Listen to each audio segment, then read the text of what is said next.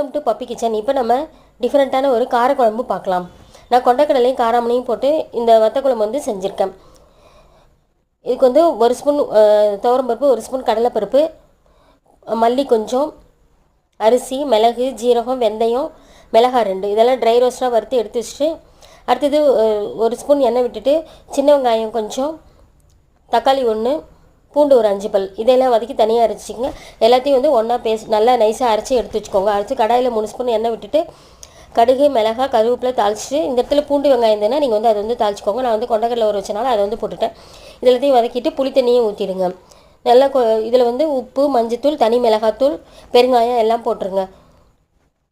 நான் இது ஒரு கொதி வந்ததுக்கப்புறம் இந்த அரைச்ச அந்த மசாலா பேஸ்ட்டையும் போட்டுட்டு குழம்பு நல்லா சுண்டணுன்னா அடுப்பை வந்து ஆஃப் பண்ணிவிடுங்க. இந்த மாதிரி வந்து காரக்குழம்பு செஞ்சு பாருங்கள், நல்லா டேஸ்ட்டாக இருக்கும்.